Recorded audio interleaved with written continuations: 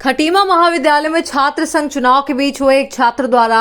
आत्महत्या की कोशिश को भाजपा कार्यकर्ताओं ने कांग्रेसी विधायक द्वारा एक राजनीतिक षड्यंत्र बताया है।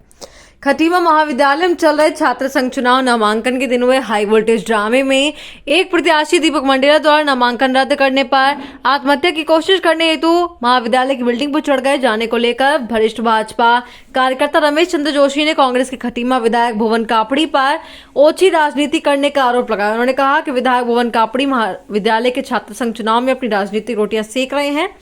और उत्तराखंड के मुख्यमंत्री पुष्कर सिंह धामी के खिलाफ अंतर्गत बयानबाजी करते रहते हैं। उन्होंने कहा उन्होंने खटीमा विधायक सिर्फ क्षेत्र के विकास पर ध्यान दे, ना कि महाविद्यालय के छात्र संघ को राजनीति का अखाड़ा बनाए। खटीमा से नीरज कश्यप की रिपोर्ट। कहते हैं आप सब लोगों का स्वागत है यहाँ पे कि जो कल महाविद्यालय में घटना घटित हुई है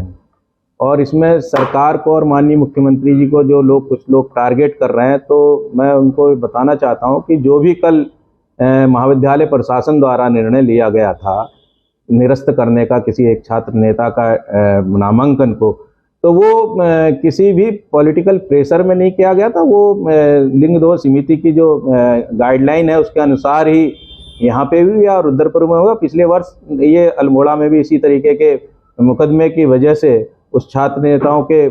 नामांकन अगर खारिज हुए हैं तो उसमें सरकार को बदनाम करना, माननीय मुख्यमंत्री जी का नाम घसीटना, ये मैं समझता हूँ कि जो हमारे यहाँ के माननीय विधायक हैं उनकी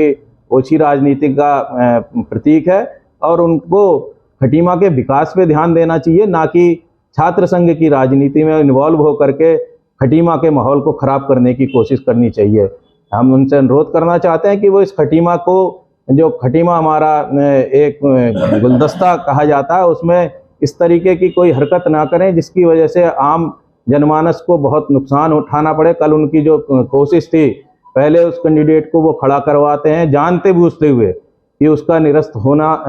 लाजमी है, क्योंकि ऐसा प्रतीत होता है कि उनके द्वारा ही दूसरा कैंडिडेट भी खड़ा किया गया था जिसको उन्होंने कैंडिडेट घोषित करवाया है बाद में। तो ये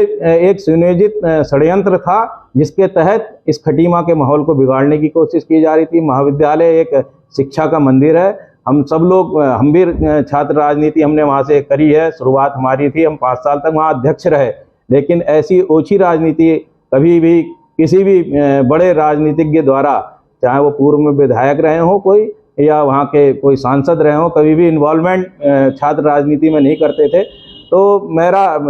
स्पष्ट कहना है कि ये ओछी राजनीति जो लोग कर रहे हैं उनको सावधान रहना चाहिए, खटीमा के माहौल को खराब नहीं करना चाहिए। शिक्षा का मंदिर है, इसको बड़े ईमानदारी से सभी लोगों को इसमें अपना सहयोग देना चाहिए, ना कि राजनीति करनी चाहिए।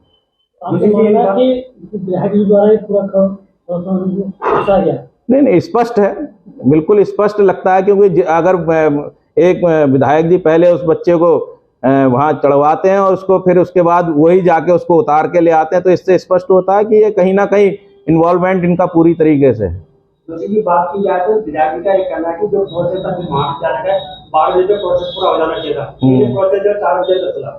तो कहीं ना कहीं पूरा है, तो क्या कहना चाहिए? नहीं, कोई नहीं, प्रोसेस क्या होता है, प्रोसेस अपने हिसाब से चल रहा होगा। अगर उसमें कोई व्यवधान आया होगा तो समय, क्योंकि 3 बजे तक नामांकन वापसी और सारी प्रक्रिया पूरे होने का होता, 12 बजे तक उन्होंने शायद इस काम को पूरा कर दिया था। तो मैं नहीं समझता हूँ, ये तो एक झूठे अनर्गल आरोप है, कहने में कुछ भी कह सकते हैं। कि अगर मैं विधायक जी से कहना चाहता हूँ कि अगर कहीं गलत कुछ हुआ है तो वो सिद्ध करें ना, उनको ये सिद्ध करना पड़ेगा कि ये चीज गलत हुई है। ये लिंग दोष समिति में अगर ये चीज नहीं हुई होती तो हम इसको मानते कि हाँ भाई प्राचार्य द्वारा या जो अनुशासन कमेटी द्वारा या